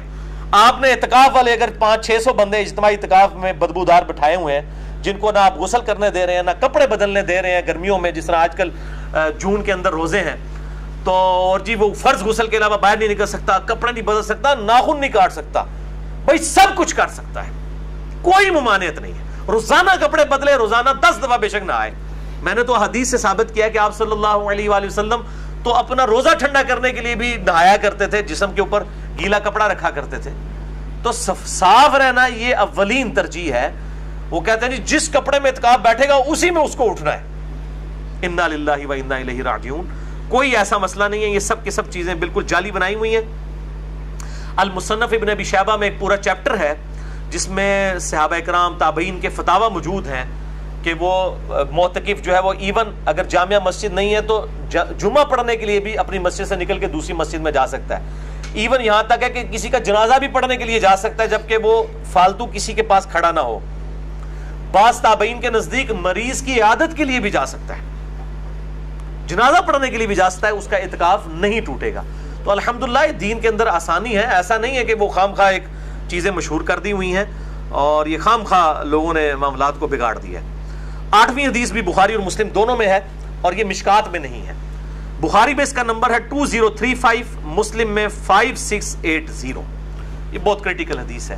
میں نے اگلے دن بیان بھی کی تھی اپنے ای میلز کے حوالے سے بھی. سیدہ صفیہ بنت حیی بن اخطب رضی اللہ تعالی عنہا وسلام اللہ علیہا حضور کی بیوی تھی. یہ اعتکاف کی حالت میں حضور کو ملنے کے لیے آئیں. آپ صلی اللہ علیہ وآلہ وسلم اعتکاف بیٹھے ہوئے تھے. رات کے وقت میں مسلم شریف کے الفاظ ہے کہ ملنے کے لیے آئیں. اب رات آج کل کی رات نہیں تھی کہ اسٹریٹ لائٹس ہیں، بالکل گھپ اندھیرا ہے. آپ صلی اللہ علیہ وسلم کافی دیر تک ان کے ساتھ باتیں کرتے رہے. پھر آپ صلی اللہ علیہ وسلم ان کے ساتھ بڑی دور چلے گئے ان کو گھر چھوڑنے کے لیے. واپسی پہ آپ نے دیکھا کہ 2 انصاری اصحاب کھڑے ہیں جو آپس میں گفتگو کر رہے ہیں. آپ صلی اللہ علیہ وآلہ وسلم نے ان کو اپنی طرف متوجہ کیا اور آپ صلی اللہ علیہ وسلم نے فرمایا کسی سوچ کی ضرورت نہیں ہے، یہ میری بیوی صفیہ تھی جو مجھ سے ملنے آئی تھی. آپ نے اپنی کلیریفیکیشن دی. یہاں پہ کہتے ہیں حکمران کلیریفیکیشن نہیں دے سکتا عوام کو, مولوی اپنے فالوورز کو نہیں کلیریفیکیشن دے سکتا. حضرت صاحب نے فرما دیا, بس جو کچھ کر دیا. حضرت صاحب تو غلط ہو ہی نہیں سکتے. نبی علیہ السلام اپنی کلیریفیکیشن اصحاب کو دے رہے ہیں اور کہہ رہے ہیں کہ کسی کو سوچنے کی ضرورت نہیں ہے. میری بیوی صفیہ تھی جس کو میں چھوڑنے کے لیے گھر تک گیا تھا, تو صحابہ کرام نے کہا سبحان اللہ یا رسول اللہ. یہ یعنی ایک کلمہ جو ہے وہ حیرانگی کا بولا جاتا تھا. اللہ پاک ہے, ہم آپ کے بارے میں کب ایسا گمان کر سکتے ہیں. تو آپ صلی اللہ علیہ وآلہ وسلم نے فرمایا بے شک شیطان خون کی طرح بدن میں دوڑتا ہے, مجھے خطرہ ہوا کہ تمہیں بدگمانی میں نہ ڈال دے. لیڈر کی یہ ذمہ داری ہے کہ اپنی طرف سے کلیریفیکیشن دے. میں نے بھی اپنی کلیریفیکیشن کے اوپر 4 لیکچر دیے ہیں, مثلا number 124 A B C D. اس وقت کئی لوگ کہہ رہے تھے کیا ضرورت ہے بھئی, یہ سنت ہے اپنی کلیریفیکیشن دینا. پھر ہر نٹی گٹی کی نہیں دینی ہوتی, موٹی موٹی کلیریفیکیشن دے دی جائیں تو صورتحال بالکل کلیئر ہو جاتی ہے کہ کیا حق ہے اور کیا باطل ہے. نویں حدیث سنن ابن ماجہ میں ہے, مشکات میں 2107. نبی صلی اللہ علیہ وآلہ وسلم جب اعتکاف فرماتے تو توبہ کے ستون کے پیچھے آپ علیہ السلام کے لیے بستر بچھا دیا جاتا یا چارپائی لگا دی جاتی. یہ توبہ کا ستون آج بھی مسجد نبوی میں موجود ہے, جسے استوانۃ التوبہ کہتے ہیں. ایک صحابی نے اپنے آپ کو مسجد نبوی کے ستون کے ساتھ باندھ لیا تھا, پروٹیسٹ کرتے ہوئے کہ جب تک میری توبہ قبول نہیں ہوگی اللہ تعالیٰ وحی کے ذریعے نبی علیہ السلام کو نہیں بتائے گا. تو میں نے تو یہ یہاں پہ دھرنا دیا ہوا ہے, اور پھر اللہ تعالیٰ کی طرف سے وحی نازل ہوئی. وہ آج بھی ستون التوبہ کے نام سے مشہور ہے. مسجد نبوی کے کچھ ستون آپ کو علیحدہ سے جو سبز جالیاں ہیں ان کی طرف نظر آئیں گے. ایک تو سنہری جالیاں ہیں وہ قبلہ رخ کی طرف ہے, ایک لیفٹ کے اوپر جو ہے وہ آپ قبلے کی طرف آپ کا چہرہ ہو تو محراب جو نبی صلی اللہ علیہ وسلم کا محراب ہوا کرتا تھا وہ اب تو انہوں نے بیچ میں لیا ہوا ہے, مسجد میں 4-5 صفحے آگے شفٹ ہو چکے ہیں, بلکہ اس سے بھی زیادہ. لیفٹ سائڈ کے اوپر جو ہے گرین کلر کی جالیاں ہیں, ان کے پاس آپ کو علیحدہ سے جو ہے وہ ستون عائشہ بھی نظر آ جائے گا, ستون التوبہ بھی نظر آ جائے گا, مختلف ستون. تو وہاں پر آپ صلی اللہ علیہ وسلم کے لیے بستر بچھایا جاتا یا چارپائی لگائی جاتی. اس سے یہ بھی بات پتہ چلی کہ مسجد میں اعتکاف والا چارپائی بھی لگا سکتا ہے. بعض لوگ ہیں جن کو کمر کا ایشو ہوتا ہے, اب یہ اگر وہ بیچارے اپنی چارپائی اٹھا کے مسجد میں لے جائیں تو ہو سکتا ہے یہاں تو علماء اس کو بڑا معیوب سمجھے, شاید اس کو نکال ہی دیں کہ مسجد ہے کہ تو اتنے کے بیڈ لا لے اپنا آ کے, ہو سکتا ہے. تو یہ سنت ہے, چارپائی بھی لگائی جا سکتی ہے مسجد کے اندر, لیکن یہ نہیں ہے 500-600 بندہ اعتکاف بیٹھا ہے اور سب چارپائیاں اٹھا کے آ جائیں, نمازی تو پھر باہر ہو جائیں گے. یہ دیکھا جائے گا کہ مسجد کی اپنی صورتحال کیا ہے. تو ایسی مسجد کے اندر پھر اعتکاف میں بیٹھے اگر چارپائی والا جہاں پہ لوگ کم ہو تو چارپائی بھی لگائی جا سکتی ہے. آخری اور 10ویں حدیث صحیح بخاری اور مسلم میں دونوں میں ہے, مشکات میں 2101. سیدنا عمر کہتے ہیں رضی اللہ تعالیٰ عنہ, میں نے عرض کیا اللہ کے محبوب صلی اللہ علیہ وآلہ وسلم, میں نے زمانے جاہلیت میں ایک جو ہے وہ نظر منت مانی تھی کہ میں مسجد الحرام میں 1 دن اور 1 رات کا اعتکاف کروں گا. تو آپ صلی اللہ علیہ وآلہ وسلم نے فرمایا اپنی نظر پوری کرو. اس سے یہ بات پتہ چلی کہ جو آپ منت مانتے ہیں اعتکاف تو وہ پورا کرنا واجب ہے. دوسرا 1 دن کا اعتکاف بھی ہو سکتا ہے. یہ عموماً ہمارے نفلی اعتکاف ہوتے ہیں نا, 27ویں کو لوگ آگے بیٹھ جاتے ہیں, 3 دن کا اعتکاف. تو لوگ کہہ رہے ہوتے ہیں نہیں جی اعتکاف تو 10 دن نہیں ہوتا ہے. بھائی پورا مہینہ بھی اعتکاف ثابت ہے, جو میں نے شب قدر والی حدیث بیان کی تھی بخاری اور مسلم کے کانٹیکسٹ میں, کہ آپ صلی اللہ علیہ وآلہ وسلم نے جو ہے وہ پہلے 10 دن اعتکاف کیا, پھر اگلے 10 دن کیا, پھر اگلے 10 دن, تو پورا مہینے کا اعتکاف کیا آپ صلی اللہ علیہ وآلہ وسلم نے. پھر وفات والے سال آپ نے 20 دن کا اعتکاف کیا. تو 1 دن کا اعتکاف بھی ہو سکتا ہے, وہ نفلی اعتکاف ہوگا. اور منت والا اعتکاف تو واجب ہے, وہ ضرور پورا کرنا ہے. باقی جو یہ سنت اعتکاف ہے, اگر کسی کو مجبوراً توڑنا پڑ جائے کسی مجبوری کی وجہ سے, تو پھر اس کی قضا دینے کی ضرورت نہیں. اگر کوئی قضا دینا چاہتا ہے تو بعض محدثین کے ہاں, ائمہ کے ہاں ملتا ہے کہ 1 دن 1 رات کا اعتکاف کر لے اور اس میں روزہ بھی رکھ لے تو اس کی قضا بھی ہو جائے گی. بہرحال نفلی جو عبادت ہے اس کی قضا کی ضرورت نہیں ہوتی. تو یہ الحمدللہ ود ان ٹائم ہی ہمارا یہ ٹاپک کور ہو گیا. اب چھوٹا سا ٹاپک ہے دوسرا, اور اگلے 2 ٹاپکس انشاءاللہ پھر اگلی دفعہ ہم انشاءاللہ ڈسکس کریں گے. لیکن اس کو ڈسکس کرنے سے پہلے ایک دفعہ درود پڑھ لیجئے. اللہم صلی علی محمد وعلی آل محمد کما صلیت علی ابراہیم وعلی آل ابراہیم انک حمید مجید. اللہم بارک علی محمد وعلی آل محمد کما بارکت علی ابراہیم وعلی آل ابراہیم انک حمید مجید. سب ٹاپک نمبر 8 وہ ہے صدقہ فطر, جسے ہم فطرانہ بھی کہتے ہیں اپنی لینگویج میں. اس سے متعلق صحیح فقہی احکام و مسائل. اس کانٹیکسٹ میں انشاءاللہ ہم کل 3 ہی احادیث کو کور کریں گے اور پھر انشاءاللہ اگلی گفتگو اگلے ہفتے ہوگی. پہلی حدیث صحیح بخاری اور صحیح مسلم کی متفق علیہ حدیث ہے، مشکات میں 1815. سیدنا عبداللہ بن عمر رضی اللہ تعالی عنہما کا بیان ہے کہ نبی صلی اللہ علیہ وآلہ وسلم نے مسلمانوں کے ہر غلام اور ہر آزاد، ہر مرد اور ہر عورت، ہر چھوٹے اور ہر بڑے، ایون اگر اس دن بھی کوئی بچہ پیدا ہوا ہے تو اس کا بھی فطرانہ دینا ہوگا. نمبر 1 ہر غلام اور ہر آزاد، نمبر 2 ہر مرد و عورت، نمبر 3 ہر چھوٹے اور ہر بڑے کی طرف سے 1 سا کھجور یا 1 سا جو صدقہ فطر کے طور پر فرض فرمایا، اور یہ بھی فرمایا کہ عید کی روانگی سے پہلے ادا کر دیا جائے. عید کی نماز سے پہلے صدقہ فطر ادا کریں گے تو وہ صدقہ ہوگا، ادروائز پھر وہ بعد میں عام صدقہ ہوگا. جس طرح کہ عقیقہ جو ہے وہ 7ویں دن ہی ہو سکتا ہے، اس کے بعد وہ عام صدقہ ہوگا. صدقہ فطر بھی عید کی نماز سے پہلے ادا کریں گے تو وہ ادا ہوگا. سنن ابی داؤد میں حدیث ہے انٹرنیشنل نمبر کے مطابق 1609 کہ جو شخص عید کی نماز کے بعد صدقہ فطر دے گا وہ پھر عام صدقہ ہوگا، وہ ایکسٹرا آرڈنری ثواب پھر اس کو نہیں ملے گا. اور صحیح بخاری میں حدیث ہے 1501 انٹرنیشنل نمبر کے مطابق کہ ابن عمر رضی اللہ تعالیٰ عنہ چاند رات سے 1 یا 2 دن پہلے بھی صدقہ فطر ادا کر دیتے تھے. یعنی عید سے 1-2 دن پہلے بھی، اگر جلد سے جلد بھی دینا ہے تو عید سے 1-2 دن پہلے دیں. بعض لوگ رمضان شروع ہوتے ہی دے دیتے ہیں، یہ بالکل غلط ہے، خلاف سنت ہے. بالکل آخری دنوں میں عید کا چاند نظر آنے سے 1-2 دن پہلے صدقہ فطر دیا جائے، اور بہتر یہ ہے کہ عید کے لیے جاتے وقت دیا جائے. اور ضروری نہیں کہ آپ نے مسجد میں دینا ہے، کسی بھی غریب کو دے سکتے ہیں، کسی بھی مسکین کو دے سکتے ہیں. اس میں کوئی قید نہیں ہے کہ آپ نے مسجد والوں کو دینا ہے. مسجد والوں کے پاس الحمدللہ اللہ کا دیا ہوا بہت کچھ ہے، اور وہ ان کی گاڑیوں کا پیٹرول اور ان کے جو باڈی گارڈ ہیں ان کے 2-2 کلو کے ایک وقت کے گوشت کے اوپر خرچ ہونا ہے، کسی غریب پہ نہیں ہونا. تو بہتر یہ ہے کہ آپ کے جو رشتہ دار غریب ہیں سب سے زیادہ حق ان پر ہے آپ کا، کہ وہ آپ پر حق رکھتے ہیں کہ آپ ان کو جو ہے وہ اللہ کی راہ میں جو صدقہ اور خیرات کرتے ہیں وہ ان کو دیں، جن کو آپ جانتے بھی ہیں کہ یہ انہوں نے لاؤ گے تو لگ بھی جائے گا انشاءاللہ تعالی. تو یہ اس میں ابن عمر کہتے ہیں 1 سا کھجور اور 1 سا جو. یہ سا کیا ہے یہ میں انشاءاللہ بعد میں بریف کرتا ہوں. دوسری حدیث بھی بخاری اور مسلم دونوں میں ہے، مشکات میں 1816. ابو سعید خدری رضی اللہ تعالیٰ عنہ کا بیان ہے کہ ہم نبی صلی اللہ علیہ وآلہ وسلم کے مبارک دور میں 1 سا اناج یا 1 سا جو یا 1 سا کھجور یا 1 سا پنیر یا 1 سا کشمش صدقہ فطر کے طور پر ادا کیا کرتے تھے. کشمش بھی 1 سا اجرام زاریں بنتا ہے. یہ سا کیا ہے؟ یہ ایک میئرمنٹ کا انسٹرومنٹ تھا جس کو آپ سمجھ لیں جس طرح آج کل ایک لیٹر کا ماپ ہوتا ہے نا، دودھ ناپ کے دیتے ہیں، وہ ایک خاص برتن ہوتا ہے. اس طرح ایک ٹوپا، ایک سمجھ لیں لکڑی کا بنا ہوا ایک برتن حجاز کے اندر، مکہ مدینہ میں باقی جگہ پہ بھی استعمال ہوتا تھا، اسے سا کہتے تھے. سواد الف عین سا، 1 سا وہ پیمانہ تھا میئرمنٹ کا. 1 سا کے اندر 4 مد ہوا کرتے تھے. جس طرح آپ سمجھ لیں آج کل 1 کلو گرام میں 4 پاؤ ہوتے ہیں، 4 پاؤ مل کے 1 کلو گرام بنتا ہے. اس وقت 4 مد مل کے 1 سا بنتا تھا.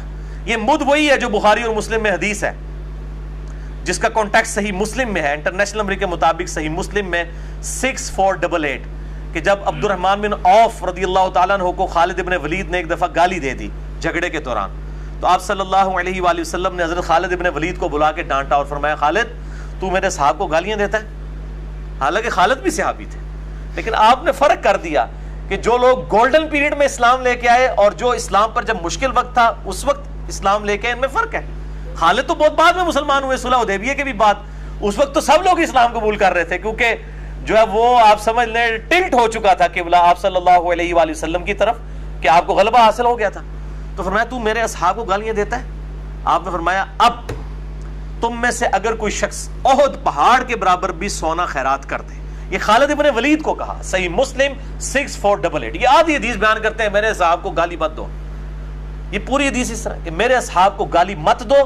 اب تم میں سے یعنی خالد ابن ولید اور بعد کے لوگ جو مسلمان ہوئے ہیں یا فتح مکہ پہ معافیاں مانگ کے جو طلقاء جن کی جان بخشی کر کے ان کا اسلام قبول کیا گیا، ابو سفیان اور معاویہ رضی اللہ تعالی عنہم اجمعین، ان لوگوں نے اگر احد پہاڑ کے برابر سونا بھی خیرات کر دیا، اور میرے صحابی عبد الرحمن بن عوف جو سینئر ہے، انہوں نے اگر ایک مد گندم بھی خیرات کی نا اللہ کے حضور، تم اس کو بھی نہیں بلکہ اس کے آدھ کو بھی نہیں پہنچ سکتے۔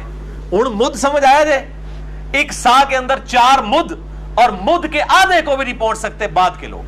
یہ ہمیں حدیثیں سنا رہے ہوتے ہیں، یہ ہے ہی بیسیکلی ان اصحاب کے بارے میں جو بعد میں مسلمان ہوئے ہیں۔ ہم تو ظاہر ہے ہم تو کچھ بھی نہیں ہے نا، لیکن اصل میں پورا کانٹیکسٹ اس حدیث کا بتانا چاہیے۔ تو یہ وہ مد ہے، ایک سا میں 4 مد ہوئے، میم دال مد۔ آج کی ڈیٹ میں ایک سا جو ہے وہ 234 تولہ بنتا ہے۔ تولہ پوری دنیا کے اندر استعمال ہو رہا ہے۔ ایک تولہ جو ہے وہ 11.664 11.664 گرام کے برابر ہوتا ہے ایک تولہ۔ تو ایک تولے کو آپ ضرب دیں 234 کے ساتھ، ایک جو تولے کے ایکویلنٹ گرام بنے ہیں، یعنی 11.664 کو ضرب دیں 234 کے ساتھ، یہ ایک سا آج کی ڈیٹ میں یعنی 3 جون 2017 جو اب ہمارا پیمانہ چل رہا ہے، ایک سا جو ہے یہ 2730 گرام بنتا ہے، 2730 گرام، 2730 گرامز۔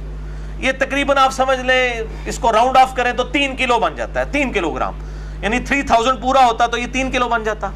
تو آج کی ڈیٹ میں ایگزیکٹ اگر بات کریں گے تو ایک سا جو ہے وہ 2730 گرام ہے، اور اگر راؤنڈ آف کریں تو تقریباً 3 کلو گندم یا جو یا 3 کلو کھجور۔ اب کھجوری جو اچھی کھجور ہے وہ 200-250 روپے کلو ہے، تو 200 روپے کلو بھی لگائیں تو 600 بنتا ہے۔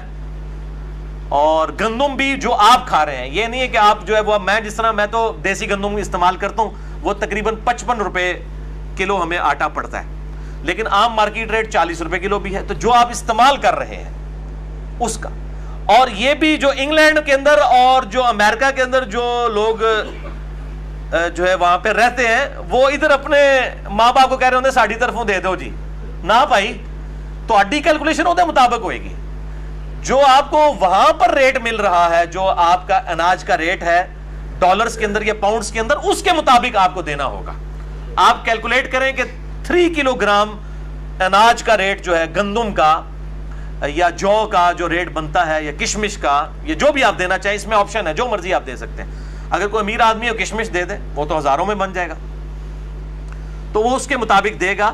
اور یہ الحمدللہ ایک سا کے اوپر پوری امت نے اجماع کیا ہے۔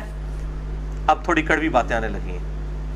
پوری امت نے اجماع کیا ہے کہ ایک سا جو اناج ہے یہ دیا جائے گا صدقہ فطر کے طور پر، الحمدللہ، چاہے وہ اناج گندم کی شکل میں ہو، چاہے وہ جو کی شکل کے اندر ہو، چاہے وہ آپ سمجھ لیں کھجور ہو، بلکہ بخاری مسلم میں منقع بھی آیا ہے، منقع ہو، کوئی اور چیز ہو، کشمش ہو، سب کے سب جو ہیں وہ اس میں دیں گے۔ لیکن ہمارے جو احناف حنفی بھائی ہیں وہ کہتے ہیں جی آدھا سا بھی چل جائے گا اگر گندم ہوگی، اور وہ اس چیز کو جو ہے نا وہ پروپیگیٹ کرتے ہیں۔ اس لیے ان کی آپ کیلکولیشن دیکھیں نا، وہ انہوں نے پہلی تو بات ہے کہ وہ سا ہی غلط کیلکولیٹ کیا ہوا ہے، وہ آدھا کر کے بھی ان کا 2.5 کلو بن رہا ہوتا ہے، ان کا سا جو ہے وہ 5 کلو کا ہے، شکر ہے پھر بھی وچ قریب آ ہی جاندے ہیں، ربو ہی بچ کے۔ تو ایک سا کو انہوں نے آدھا کر دیا ہوا ہے، وہ کہتے ہیں نہیں جی ایک سا ہے کھجور کے لیے، جو کے لیے، اور کشمش پنیر کے لیے، لیکن اگر گندم دیں گے پھر آپ آدھا سا بھی دے سکتے ہیں۔ اچھا، اب اہل حدیث جو ہے وہ ان کے اوپر چڑھائی کر رہے ہوتے ہیں، کہتے ہیں جی دیکھیں جی حنفیوں نے دین ہی بدل دیا ہے، اور وہ جعلی روایتیں ابو داؤد ترمذی کے اندر، واقعی وہ جھوٹی روایتیں ہیں کہ آپ صلی اللہ علیہ وآلہ وسلم نے فرمایا کہ گندم جو ہے وہ آدھا سا بھی دی جا سکتی ہے۔ وہ تو تمام محدثین کے ہاں جعلی روایت ہے، کوئی ایکسیپٹیبل نہیں ہے، اور بخاری مسلم سے وہ ٹکرا رہی ہے۔ جب واضح آ گیا کہ اناج بھی آپ نے ایک سا دینا ہے، اور صدقہ فطر کے اوپر جو چیپٹر آتا ہے مشکات کے اندر، یہ پہلی جلد کے اندر ہی آ جائے گا، مشکات کے اندر 1817 اس کا نمبر ہے، اور یہ حدیث کی پرائمری کتاب جو ہے وہ ابو داؤد اور نسائی ہے، اور ابو داؤد میں اس کا نمبر ہے 1622، نسائی میں ہے 2512 اور 2510، اور اس میں امام نسائی نے خود لکھ دیا ہے کہ جو حسن بصری بیان کر رہے ہیں ابن عباس سے، تو حسن بصری کی ابن عباس سے جو ہے وہ سما ثابت نہیں ہے حسن کی. اب یہ حسن بصری ہوں گے، جب حدیث کی ٹرم میں حسن مراد لیا جاتا ہے جو حسن بصری کوئی، تو یہ وہ بیان کر رہے ہیں یہ منقطع روایت ہے. اس میں یہ الفاظ موجود ہیں کہ نصف سا گندم بھی دی جا سکتی ہے، اور کھجور 1 سا ہوگی، اور اسی طریقے سے جو بھی 1 سا ہوگی، لیکن جو گندم ہے وہ نصف سا. لیکن یہ روایت جو ہے وہ کمزور ہے اور منقطع روایت ہے. اس روایت کا سہارا لیتے ہیں. اب ظاہر ہے کہ جب وہ کسی کے پاس کچھ بھی نہیں ہے، پھر وہ جعلی روایتوں کا بھی سہارا لینا شروع کر دیتے ہیں حنفی. تو بیسیکلی مسئلہ یہ نہیں ہے کہ یہ ضعیف روایتوں کا سہارا لے رہے ہیں، اصل مسئلہ گل وچ کوئی اور ہے. یہ جو امت کے اندر بدعت جاری ہوئی ہے نا سا کو نصف کرنے کی، یہ حضرت معاویہ ابن ابی سفیان رضی اللہ تعالیٰ عنہ کی جاری کردہ بدعت ہے. یہ ہے اصل وچ گل اور کوئی، وہ میں انشاءاللہ ٹروتھ ریویل کرنے لگا ہوں. اور پچھلے رمضان کی بات ہے، یہاں میں ایک اہل حدیث مسجد میں فجر کی نماز کے بعد وہ درس دیتے تھے، ایک اہل حدیث عالم دین. تو وہ درس دے کے جب فارغ ہوئے صدقہ فطر پہ دے رہے تھے، عید آنے والی تھی، تو وہ حنفیوں کے اوپر گرج رہے تھے، جناب یہ دیکھیں یہ نصف سا کے قائل ہیں، احادیث کہتی ہیں کہ پورا 1 سا دینا ہے، اور یہ ہے وہ ہے. ان لوگوں نے دیکھیں دین کے اندر کس طرح کی ملاوٹ کر دی ہے. جب وہ درس کر کے فارغ ہوئے میں نے ان سے سلام لیا، میں نے کہا حضرت صاحب یہ آپ جو حنفیوں کے اوپر گرجے ہیں، حنفیوں بیچاروں کا تو کوئی قصور نہیں ہے، ان تک تو دین ٹیمپرڈ فارم میں پہنچا ہے، گل وچ کوئی اور ہے، اندر دی گل کوئی اور ہے. تو میں نے کہا کہ آپ کو پتہ ہے کہ یہ اس امت میں کس شخص نے اس سنت کو بدلا ہے اور یہ بدعت جاری کی ہے نصف سا گندم والی. تو ان کا چہرہ فک ہو گیا، کیونکہ جب میں بات کر رہا ہوں سننے والا اہل حدیث عالم ہو تو اس کو فوراً سگنل آنے شروع ہو جاتے ہیں کہ گل وچ کوئی اور ہے. تو وہ کہنے لگے کہ ہاں جی مجھے پتا ہے. میں نے کہا کون ہے بتائیں نا عوام کو، کیوں نہیں بتا رہے؟ آپ نے آدھا درس دیا ہے، کل اس طرح کریں دوبارہ درس دیں اور لوگوں کو بتائیں کہ اس سنت کو کس نے بدلا ہے. وہ جی ہم تو صحابہ کرام کے بارے میں بول نہیں سکتے. میں نے کہا صحابہ کرام نہیں یار، ایک بندہ ہے آپ نے اس کو صحابہ کرام کہہ دیا، ایک کے لیے سنگولر کا صیغہ استعمال کریں، آپ جمع کا صیغہ کیوں استعمال کرتے ہیں؟ یہ زیادہ 4 بندے ہیں، حضرت معاویہ ہیں، حضرت مغیرہ ابن شعبہ ہیں، عمر بن عاص ہیں اور بصر بن ابی ارطا. یہ 4 بندے ہی ہیں، اور صحابہ کرام وہ تو ہزاروں میں ہیں. ان 4 کو آپ نے ریپریزنٹیٹو کیسے بنا دیا؟ بنانا ہے تو حق 4 یار کو بنائے، ابو بکر عمر عثمان و علی کو رضی اللہ عنہم اجمعین. تو 4 کو آپ صحابہ کرام کہہ دیتے ہیں کہ جس طرح پتہ نہیں سارے صحابہ کے خلاف کوئی مہم کھڑی ہو جائے گی. بھائی آپ خود اپنے ممبروں سے سناتے ہیں کہ عبداللہ بن عمر نے حج تمتع کے مسئلے میں حضرت عمر کی مخالفت کر دی، جامع ترمذی میں حدیث ہے. اور بخاری اور مسلم میں مولا علی نے حضرت عثمان غنی سے مخالفت کر دی حج تمتع کے مسئلے میں. جب انہوں نے حج تمتع کو ختم کیا تو انہوں نے کہا یہ سنت ہے. حضرت علی ڈٹ گئے، عبداللہ بن عمر بھی ڈٹ گئے اپنے مسئلے پہ. تو جب یہ آپ باتیں بیان کرتے ہیں تو اس وقت اگر حضرت عثمان اور حضرت عمر کی غلطی بیان ہو سکتی ہے اور وہ الحمدللہ امت نے ایکسیپٹ نہیں کی ہے، امت نے ریجیکٹ کر دیا اس کو. آج پوری امت جو ہے وہ حج تمتع کرتی ہے، قیامت تک کے لیے باقی ہے الحمدللہ. اور یہاں پر بھی امت کی جو اہل علم کی اکثریت تھی انہوں نے اس فتوے کو ریجیکٹ کیا. احناف لے کے چلے، وہ بھی اپنی وہ تقلید کی روش کے اندر. لیکن اصل مسئلہ یہ تھا کہ یہ حضرت معاویہ نے یہ بدعت جاری کی تھی کہ انہوں نے 1 سا کو بدل دیا اور آدھا سا کر دیا گندم کے لیے. تو وہ اہل حدیث عالم سے جب میں نے کہا تو یہ صحابہ کرام نہیں ہیں، یہ حضرت معاویہ ہیں. کہنے لگے ہاں جی ہاں لیکن ہم تو خاموش ہیں. میں نے کہا آپ خاموش ہیں تو باقیوں کے بارے میں بھی خاموش ہو جائیں. مجھے بتائیں جو شخص جرم کا بانی ہو اس کے بارے میں آپ خاموش ہوں، اور جو بیچارے اس کو دیکھ کے جرم کر رہے ہوں ان کے اوپر آپ اتنی زبان کھول رہے ہوں، تو یہ تو 2 نمبری. ٹھیک ہے، چور کو نہ مارے، چور کی ماں کو مارے، جو ایک محاورہ بھی بولا جاتا ہے. تو اگر آپ یہ سمجھتے ہیں دین کے ساتھ بدنیتی کی ہے احناف نے، تو جس آدمی نے یہ بدعت شروع کی ہے پہلے اس کو لا کے کٹارے میں کھڑا کریں، ورنہ انٹرنیشنل عدالت میں ہمارا یہ مقدمہ آپ لے کے چلے جائیں تو گورے سے فیصلہ کروا لیں. میں تو لوگوں سے کہتا ہوں ہم اپنا جو مقدمہ پیش کریں کہہ رہے ہیں علماء کے ساتھ بیٹھیں. میں آج اس ویڈیو کی وساطت سے سب علماء کو کہتا ہوں میرے ساتھ بیٹھیں، لیکن انصاف کے لیے جو جج ہوں گے نا وہ گورے ہونے چاہیے. کہ میں کتابیں کھولوں گا اور سامنے رکھوں گا، گورا جو ہے نا وہ نہیں، اس کے سامنے کوئی بزرگ کوئی امام نہیں ہوگا، نہ اس کے سامنے کوئی ہوگا کہ یہ جی مشاجرات سے آپ ہیں، نہ وہ جب حدیث دیکھے گا کہے گا نہیں بھائی غلط ہے، کوئی بھی کرے. تو میں علماء کے ساتھ بیٹھنے کے لیے تیار ہوں. لیکن یہ بھی آج خوش ہو جائیں گے نا، کہتے ہیں جی بیٹھتا نہیں ہے، سارے پریشان ہیں یہاں بھی جو 70-80 کے قریب لوگ بیٹھیں گے لے جائیں میرا پیغام, لوگوں کو بتائیں جی تیار رہے علی صاحب, لیکن جج جو ہے وہ گورا ہونا چاہیے. کوئی مسلمان جج نہیں ہونا چاہیے, کوئی مولوی نہیں چاہیے, نہ مسلمان اینکر, گورا بٹھائیں جج لے آئیں, کسی بھی عدالت میں ہم بات کرنے کے لیے تیار ہیں. کیونکہ آپ کے مسلمان اینکر اور مسلمان جج جو ہے وہ پری ڈیٹرمنٹ رزلٹس کے ساتھ بیٹھے ہوئے ہیں, یہاں تو معاملہ کچھ اور ہے. تو یہ آپ وہ ٹروتھ ریویلنگ حدیث بھی سن لیں, اور اس حدیث کو میں نے الحمدللہ اپنی کربلا والی حدیثوں میں ڈال دیا ہے. پہلے تو یہ ریسرچ پیپر دکھائے نا جی, پھر میں حدیث بعد میں بیان کرتا ہوں. یہ میرے بھائیوں الحمدللہ رافضیت اور ناصبیت کے سر کے اوپر ایٹم بم ہے میرا یہ ریسرچ پیپر نمبر 5B اہل سنت پاک.com پہ واقعہ کربلا کا حقیقی پس منظر 72 صحیح الاسناد حدیث کی روشنی میں اہل سنت کی مین سٹریم کی کتابوں سے, جس میں بخاری, مسلم, ابو داؤد, ترمذی, نسائی, ابن ماجہ اور باقی کتابیں ہیں. کل 200 روایتیں میں نے جمع کی ہیں. اس میں جنگ جمل, صفین, نہروان اور سیدنا عثمان رضی اللہ تعالیٰ عنہ کی شہادت کے اصلی اسباق. یہ جعلی پس منظر یا خیالی پس منظر نہیں ہے ناسبیوں کا یا رافضیوں کا, یہ حقیقی پس منظر ہے. اور الحمدللہ یہ کہتے ہیں عربی میں, یہ میں نے پہلے عربی میں لکھا, اس کے بعد اردو ترجمہ ہوا, پھر ہندی ہوا, پھر انگلش. یہ 4 زبانوں میں انٹرنیشنل پمفلٹ ہے. اہل سنت پاک.com پہ آپ تقریباً 25 MB کی فائل ہے, ڈاؤن لوڈ کر سکتے ہیں. اردو میں ہارڈ کاپیز بھی آپ کو لیکچر کے اینڈ پہ مل جائیں گی, ہزاروں کی تعداد میں ہم اسے پرنٹ کرتے ہیں الحمدللہ. اس ریسرچ پیپر پہ یہ صدقہ فطر کو بدلنے کی بدعت والا جو معاملہ تھا یہ کب شروع ہوا, اس ریسرچ پیپر پہ میں نے 29 نمبر کے اوپر اس حدیث کو لیا ہے.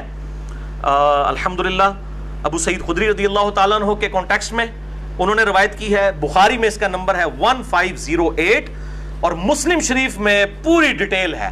صحیح مسلم 2284 انٹرنیشنل نمبر ہے اس کا.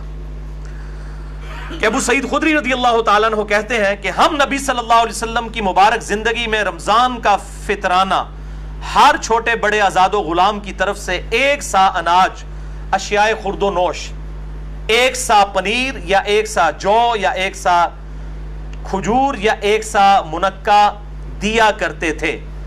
یہ سنت جاری رہی. یہ الفاظ دیکھیں, سنت بدلی بعد میں, یہ سنت جاری رہی حتیٰ کہ جب حضرت معاویہ شام سے حج یا عمرہ کرنے کے لیے تشریف لائے.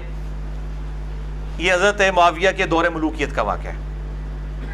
تو انہوں نے منبر پر لوگوں سے خطاب فرمایا اور کہا کہ میں سمجھتا ہوں کہ شام کی گندم کے 2 مد یعنی آدھا سا, نصف سا, یہ 1 سا کھجور کے برابر ہے. چنانچہ اندھے نو کی چاہیے 2 اکھاں, اندھے نو کی چاہیے 2 اکھاں, اندھے کو 2 آنکھیں چاہیے نا, وہاں تے لائی لگ ہوندی ہے. چنانچہ لوگ وہی کرنا شروع ہو گئے. اس پر ابو سعید خدری رضی اللہ تعالیٰ عنہ نے فرمایا کہ میں تو ویسے ہی سنت کے مطابق جو فطرانہ ہے پورا سا ہی نکالا کروں گا جیسا کہ آج تک نکالتا آ رہا ہوں. ابو سعید خدری نے مخالفت کر دی. انہوں نے کہا نہ, یہ سنت میں نہیں بدلنے دوں گا. بہر لوگ تلائی لگنے لگ پے, اور حضرت معاویہ نے کہا میں سمجھتا ہوں. یہ ہمیں سناتے ہیں کہ جی صحابی کا بھی اجتہاد سنت کے مقابلے پہ قبول نہیں ہوگا, اور پریکٹیکلی کرتے بھی نہیں. اہل حدیث بھی پریکٹیکلی 1 سا ہی دیتے ہیں, وہ حضرت معاویہ کے اس فتوے کو مانتے نہیں ہیں. لیکن اس فتوے کی وجہ سے جو بگاڑ آیا, اس بگاڑ کا رد کرتے ہوئے حنفیوں کا رد کرتے ہیں, لیکن جس بندے نے یہ کام ڈالا ہے اس بندے کا نام ہی نہیں لیتے. اصل تو مسئلہ وہ ہے جس نے یہ کام ڈالا ہے, تو وہ 2 نمبری کرتے ہیں. تو یہ وہ حضرت معاویہ کہہ رہے ہیں میں سمجھتا ہوں کہ شام کی گندم کے 2 مد, 1 جو نصف سا ہے وہ 1 سا کھجور کے برابر ہے قیمت کے اعتبار سے. کیونکہ عرب میں کھجور بہت زیادہ تھی, تو انہوں نے کہا کہ وہاں کی اگر آپ لے لیں, سمجھ لیں 1.5 کلو گندم, تو یہاں کی 3 کلو کھجور کے برابر ہو جائے گا. پھر تو میں بھی اس کو ایک سٹیپ آگے کرتا ہوں. حضرت معاویہ زندہ ہوتے میں کہتا حضرت میں یہ سمجھتا ہوں کہ آج میں میرے دور کے اندر, چونکہ کھجور تو ہمارے ملک کے اندر بہت مہنگی ہے, ہم تو پھر کھجور کے اگر 3 بھی سا ادا کریں, جو پورا 3 کلو 1 سا ادا بھی کر دیں, تو کتنا بنتا ہے؟ 40 روپے کا بھی ریٹ لگائیں, 120 روپے, یا مہنگی سے مہنگی بھی 50 روپے, 150 روپیہ بنتا ہے. 150 روپیہ بنتا ہے آج یہاں پہ گندم کا. اور کھجور کا کیا بن رہا ہے؟ اچھی جو سٹارٹ بھی کھجور ہو رہی 200 سے ہو رہی, وہ 600 بن رہا ہے. تو پھر ادھر بھی لوگ بدلنا شروع کرتے ہیں, بدل سکتے ہیں نا, اس طریقے سے وہ اپنی طرح سے پروپیگیٹ کر سکتے ہیں. اور اگر وہ نصف سا گندم لے لیں اور وہ حضرت معاویہ والی بات لے جائیں تو 75 روپے دیں گے, تو دین کے ساتھ پھر یہ کچھ ہوگا. تو یہ میں یہ سمجھتا ہوں, یہ رائے ہے, اور انہی چیزوں کو پھر اہل تشیع نے ہائی لائٹ کیا ہوا ہے. امین الحسینی صاحب نے اپنی کتاب کے اندر جو اہل سنت کے اوپر اعتراضات لگائے ہیں اس میں سے ایک سا والا بھی ہے، اور اہل سنت میں یہ اعتراض حنفیوں کے اوپر ہی لگے گا، باقی مکاتب فکر کے جو لوگ ہیں چاہے وہ شافعی ہوں، مالکی ہوں، حنبلی ہوں یا اہل حدیث ہوں، وہ تو نہیں لیتے، لیکن 2 نمبری ان کے ہاں اس حوالے سے بھی ہے کہ انہوں نے بھی بندہ نہیں ہائی لائٹ کیا کہ کون سا ہے جس نے یہ سنت بدلی ہے. تو میں نے الحمدللہ یہ حق گوئی آج کر دی الحمدللہ. باقی جسے شوق ہے تو وہ خیالی پس منظر کی بجائے یہ حقیقی پس منظر جو ہے وہ پڑھ لے. ہاں جی، آج کی آخری حدیث تیسری حدیث ہے اور آخری حدیث ہے سنن ابی داؤد میں اور سنن ابن ماجہ میں مشکات میں 1818. سیدنا عبداللہ ابن عباس رضی اللہ تعالیٰ عنہ کا بیان ہے کہ رسول اللہ صلی اللہ علیہ وآلہ وسلم نے صدقہ فطر روزہ دار کے روزوں کو لغو، فحش باتوں سے طہارت، یعنی فضول باتیں اور بے حیائی کی باتیں اگر روزے کی حالت میں نکل گئیں ان سے پاک کرنے کے لیے اور مساکین کے لیے کھانے کے طور پر فرض کیا تھا. لیکن اس کو آپ نے عید سے 2 دن پہلے نکال دینا ہے. بہتر یہ ہے کہ عید والے دن نکالیں لیکن عید کی نماز سے پہلے، لیکن جو لوگ شروع میں دے دیتے ہیں وہ بالکل غلط ہے. تو صدقہ فطر کی افضل صورت یہی ہے کہ آپ اناج ہی دیں، یعنی وہی 3 کلو گندم ہو جائے یا 3 کلو کھجور ہو جائے یا 3 کلو جو ہو جائے. لیکن لا یکلف اللہ نفسا الا وسعها، اللہ تعالیٰ کسی جان پر اس سے بڑھ کر بوجھ نہیں ڈالتا. اس کے تحت رقم بھی دی جا سکتی ہے، اور یہ میرا ذاتی فتویٰ نہیں ہے. اہل حدیث حضرات اس معاملے میں بہت جو ہے وہ سختی کرتے ہیں، لیکن اہل حدیث میں بھی کئی علماء ہیں، شیخ زبیر علی زئی صاحب اور اس طریقے سے شیخ صلاح الدین یوسف صاحب اور باقی علماء جو قائل ہیں کہ صدقہ فطر رقم کی شکل میں بھی ادا کیا جا سکتا ہے. میں انشاءاللہ اس کی دلیل بھی آپ کو دے دیتا ہوں.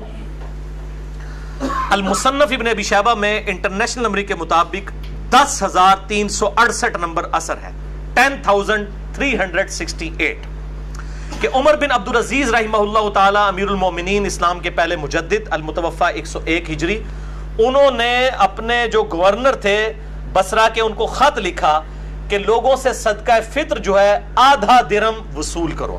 درم اس وقت چاندی کا ایک سمجھ لیں سکہ ہوتا تھا، تو آدھا سکہ وصول کیا جائے. اس کی فیس ویلیو بھی وہی ہوتی تھی، انٹرنسک ویلیو بھی وہی ہوتی تھی. اب یہ کیا بحثیں ہیں، مسئلہ نمبر 95B میرا سن لیں، کرنسی نوٹ کی شرعی حیثیت کے اوپر میں نے ڈیٹیل کے ساتھ بیان کیا ہے. تو عمر بن عبدالعزیز جو ہے وہ پہلے مجدد بھی ہیں اسلام کے، اور میں سمجھتا ہوں یہ بھی ان کی تجدید ہے کہ انہوں نے یہ درم والا معاملہ یعنی رقم کی شکل میں صدقہ فطر لینے والا شروع کیا. اور المصنف ابن ابی شیبہ میں 10,370 10,317 نمبر اثر حسن بصری تابعی کا ہے، المتوفی 110 ہجری. وہ کہتے ہیں کہ اگر صدقہ فطر رقم اور نقدی کی شکل میں ادا کیا جائے تو اس میں کوئی حرج نہیں ہے. تو یہ 2 تابعین کے فتاوی موجود ہیں. بعد میں احمد بن حنبل آئے، وہ ان فتووں کے معاملے میں وہ کہتے تھے نہیں میں سنت سے محبت کرتا ہوں. تو میں یہ سمجھتا ہوں کہ جس طرح زکوٰۃ کے معاملے میں بھی تو دیکھیں سونا توڑوا کے آپ نے اس میں سے سونا زکوٰۃ دینی ہوتی ہے، لیکن ہم وہ رقم کی شکل میں دے رہے ہوتے ہیں، رقم کی شکل میں دے رہے ہوتے ہیں. یہ تو نہیں ہوتا کہ وہ بیویوں کا زیور توڑوا کے اس میں سے نکال کے سونا دے رہے ہوتے ہیں، علیحدہ سے دے رہے ہوتے ہیں. تو اس طریقے سے اگر رقم کی شکل میں زکوٰۃ ادا ہو رہی ہے بالکل منوان، جبکہ 2 تابعین سے حسن بصری سے اور عمر بن عبدالعزیز رحمہم اللہ اجمعین ان سے یہ چیز ثابت ہے، تو صدقہ فطر 3 کلو گندم کے برابر ایکویلنٹ پیسے بھی دیے جا سکتے ہیں. یہ بہت کریٹیکل مسئلہ ہے. پاکستان میں آج کی ڈیٹ میں اگر گندم کے اعتبار سے دیکھا جائے تو 3 جون 2017 آج کے ریٹ کے اعتبار سے سرکاری ریٹ لگائیں گے تو 120 روپے 3 کلو کا ریٹ بن جائے گا. اور اگر جو آپ گندم عام دیسی استعمال کرتے ہیں 50 روپے کلو، یا جس طرح میں 55 روپے کلو والی استعمال کرتا ہوں، تو تقریباً آپ سمجھ لیں 150 یا 165 روپے بن جائیں گے. وہ آپ خود کیلکولیٹ کر لیں. اس طریقے سے جو انگلینڈ میں یا امریکہ میں لوگ سیٹلڈ ہیں وہ ضرور پاکستان میں نکالیں فطرانہ، لیکن ریٹ اوتھے دا رکھو، ایتھے دا ریٹ لا کے نہیں، ریٹ اوتھے دا لاؤ جو صدقہ فطر. اور اس طریقے سے وہاں پہ جو لوگ رہ رہے ہیں وہ جو مساکین کو کھانا کھلانا ہے اگر اس کے ایکویلنٹ پیسے دینے ہیں تو اس کے اعتبار سے دیں، اور اس اعتبار سے مسکین کو کھانا کھلانا ہے تو اس میں آپ ریلیکسیشن ہو سکتی ہے. یہاں پہ مساکین کو کھلائیں بہتر ہے، وہاں پہ اگر کوئی مسکین ملتا ہے تو اس کو وہاں پہ کھلائیں، وہ زیادہ بہتر ہے. اللہ تعالیٰ سے دعا ہے جو حق بات میں نے کہی اللہ تعالیٰ ہمارے دلوں میں راسخ فرمائے. اگر جس بات میں میرے منہ سے کوئی غلط بات نکل گئی تو اللہ تعالیٰ ہمارے دلوں سے معاف کر دے. ہمیں کتاب و سنت کی تعلیمات پر عمل کر کے دوسرے بھائیوں تک پہنچانے کی توفیق عطا فرمائے. سبحانک اللہم و بحمدک، اشہد ان لا الہ الا انت، استغفرک و اتوب الیک، وما علینا الا البلاغ المبین. جزاکم اللہ خیرا.